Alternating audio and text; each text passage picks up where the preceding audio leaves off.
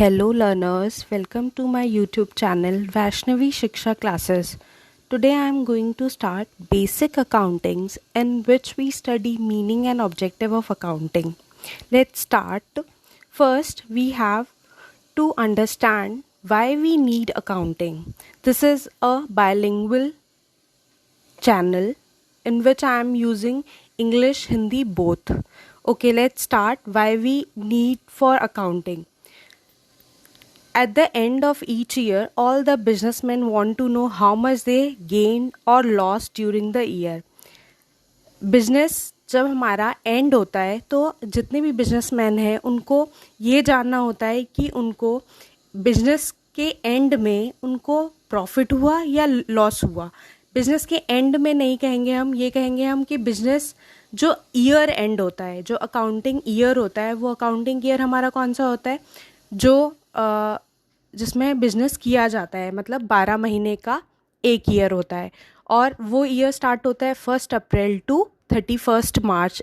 It means year ends in 31 March. तो जो businessman होता है उसको ये जानना होता है कि उसको कितना प्रॉफिट हुआ, कितना लॉस हुआ, उसने कितनी कैपिटल इन्वेस्ट करी अपनी बिजनेस में और उसने कितने अमाउंट उसको दूसरों को पे करना है या किससे उसे लेना है. तो ये सब जानने के लिए वो क्या करता है, उसको एक complete and systematic record each and every day उसे एंटर करने होते हैं. By keeping a complete and systematic record of every business dealing, the businessman can know how much is the amount of purchase, how much is the amount of sale, what are his total expenses, and what is the amount of profit earned or loss incurred during the year. Furthermore, he can ascertain the financial position of business. अंत में उसको पता चलता है जो उसकी business की क्या फाइनेंशियल पोजीशन है, such as how much capital it has at the end of the year and how that capital stand invested in various assets, how much amount he has to take and from whom, and how much amount he is liable to pay and to whom. Besides, the properly maintained accounts are helpful in assessments of income tax and sales tax and are accepted as a proof in the court of law whenever needed. अब वो सारी transactions वो note करेगा, वो record करेगा और उसको वो कहाँ काम आएंगी, एंड ऑफ द ईयर उसको पता चलेगा कि उसको कितना इनकम टैक्स पे करना है या उसको कितना सेल्स टैक्स पे करना है.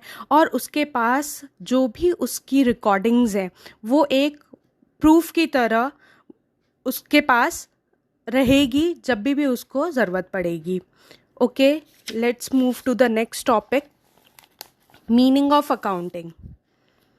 Meaning of accounting according to the American Institute of Certified Public Accountant, accounting is the art of recording, classifying and summarizing in a significant manner and in terms of money, transactions and events which are in part at least of a financial character and interpreting the result thereof. इसको हिंदी में समझने की कोशिश करते हैं. Accounting एक कला है जिसमें हम क्या करते हैं, रिकॉर्ड करते हैं. ठीक है, क्या रिकॉर्ड करेंगे हम, ट्रांजैक्शंस को रिकॉर्ड करेंगे.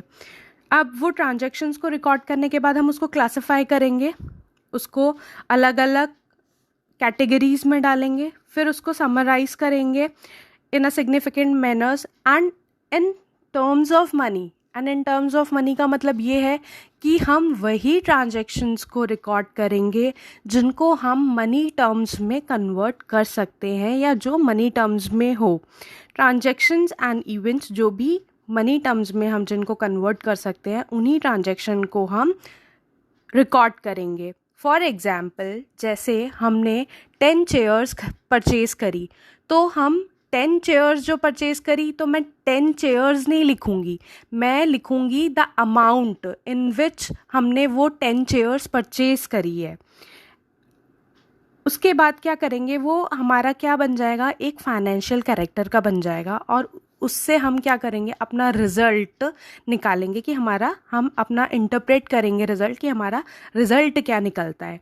तो this is the basic accounting definition according by the American institute of certified public accountants. ऐसे बहुत सारे डेफिनेशंस हैं जो कि आप बुक में देख सकते हैं.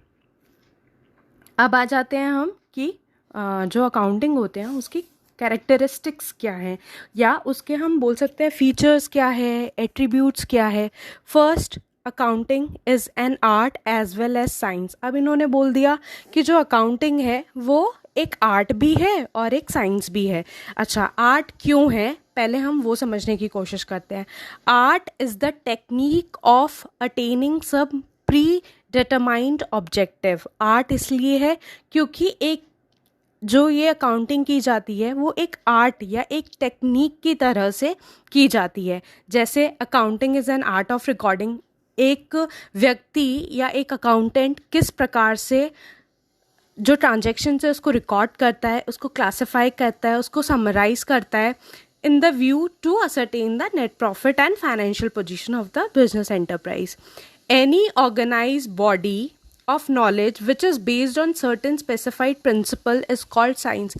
अगर कोई भी संस्था या कोई भी ऐसी चीज़ जो कि प्रिंसिपल पर बेस्ड हो तो हम उसको कहते हैं कि वो साइंस है. In this respect, accountancy is also a science since it is also an organized body of a knowledge based on certain specified principles and accounting standards. तो first आपको समझ में आ गया, accounting is an art as well as science.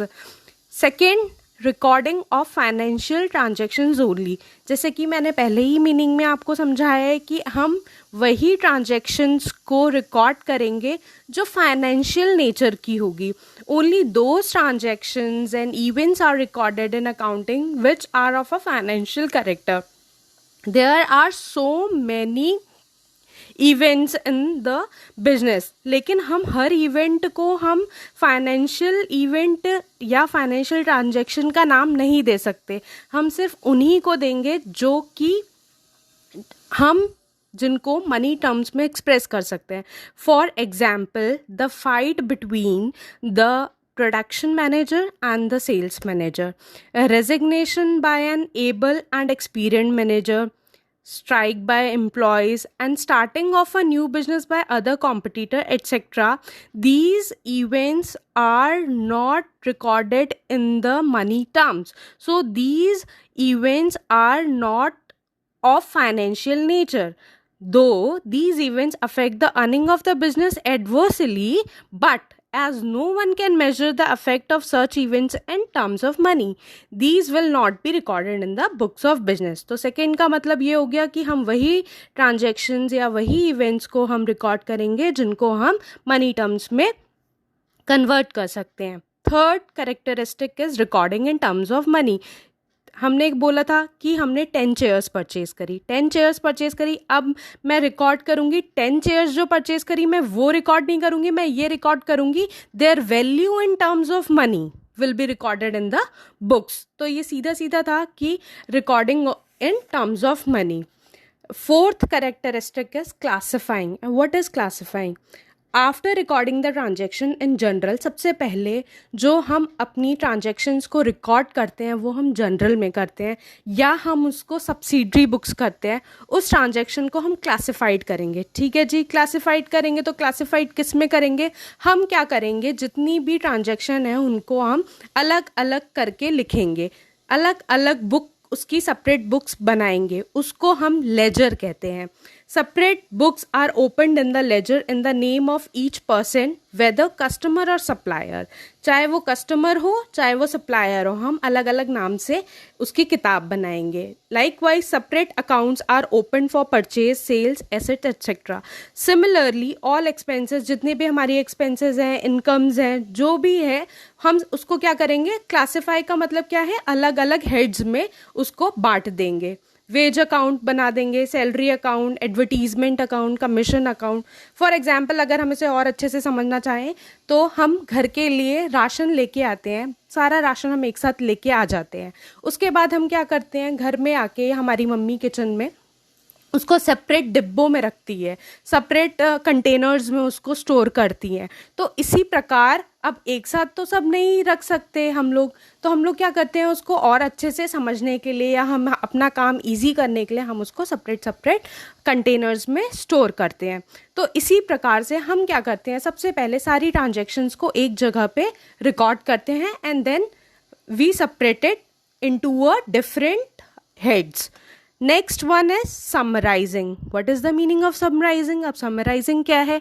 Summarising is the art of presenting the classified data in a manner which is understandable and useful to management and other users such data. अब सारी चीज़ें हमने record कर ली, लेकिन अगर हमें किसी को ये समझाना हो कि कितना पैसा गया, कितना आया, कितना कहाँ खर्च हुआ, तो उसके लिए हम समराइज करते हैं जितनी भी हमारी डेटा होता है, जितना भी क्लासिफाइड डेटा होता है। This involves the balancing of ledger account. इसमें क्या क्या इन्वॉल्व आ जाता है, जो हमने लेजर अकाउंट पहले मेंटेन किया है अब हम उसको क्या करेंगे, बैलेंस करेंगे, and the preparation of trial balance. और एक हम अकाउंट बनाएंगे, उसको बोलेंगे हम trial balance, which include trading and profit and loss account and balance sheet. और उसके बाद हम बनाएंगे trading account, profit and loss account and balance sheet. अच्छा, ट्रेडिंग अकाउंट हम क्यों बनाते हैं? ट्रेडिंग अकाउंट हम इसलिए बनाते हैं, ट्रेडिंग अकाउंट बनाने से हमें पता चलता है कि हमारे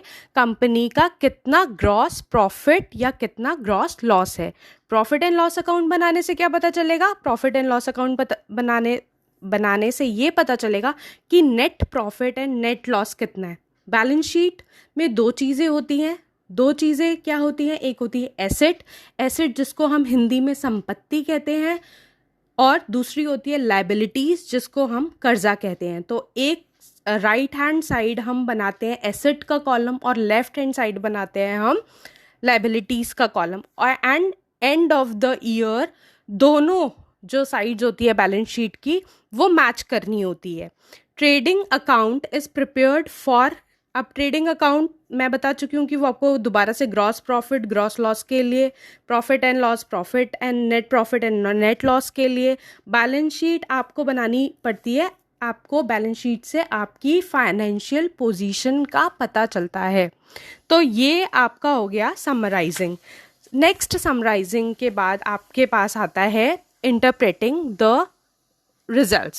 In accounting, the results of a business are presented in such a manner by preparing trading and profit and loss account and balance sheet that the parties interested in the business, such as proprietors, managers, bank, creditors, employees, etc., can have a full information about the profitability and the financial position of the business. अब इसका मतलब क्या, अगर हिंदी में हम समझे कि इस तरीके से हम अपनी रिजल्ट को तैयार करेंगे, इस मैनर में तैयार करेंगे, वो क्या होगा, कौन सा मैनर होगा? वो 3 प्रकार का अकाउंट होगा। एक ट्रेडिंग अकाउंट होगा जो अभी हमने प्रीवियसली पॉइंट में डिस्कस किया है। Second one is your profit and loss account and the final is your balance sheet, जिसको देखकर जितनी भी इंटरेस्टेड पार्टीज हैं हमारे बिजनेस के साथ या जितने भी एसोसिएटेड लोग हैं जिनको हमारी फुल इंफॉर्मेशन चाहिए, वो उस इंफॉर्मेशन को बहुत आसानी से समझ सके, इस प्रकार हम उसको प्रेजेंट करेंगे। The last one is communicating accounting attributes. जो भी हमारे अकाउंटिंग फीचर्स हैं उसमें एक कम्युनिकेशन आता है। कम्युनिकेशन बहुत ज़रूरी है। क्यों? किस चीज़ का कम्युनिकेशन करना है हमें? अपने फाइनेंशियल डेटा का। अच्छा, फाइनेंशियल डेटा का क्यों हमें कम्युनिकेट करना है और किसके साथ करना है? हमें अपने यूज़र्स के साथ करना है, जो भी हमारे यूज़र्स हैं, who analyse them as per a individual requirement. जिसकी भी इंडिविजुअल रिक्वायरमेंट है तो हमें उनके साथ अपनी अकाउंटिंग इंफॉर्मेशन को उनके साथ शेयर करना है। तो आज हमने कवर किया कि why we need accounting. Second, हमने मीनिंग समझा, एंड द थर्ड हमने ये समझा कि इसके कैरेक्टरिस्टिक्स क्या होते हैं। नेक्स्ट वीडियो में आपको पता चलेगा, मैं आपको बताऊंगी कि ऑब्जेक्टिव्स क्या होते हैं, इसके फंक्शंस क्या होते हैं। अच्छा, book keeping, accounting and accountancy में क्या डिफरेंस होता है? तो अगर आपको वीडियो अच्छी लगी हो, if you like the video, please like, share and subscribe, and for upcoming videos do not forget to press the bell icons. Thank you.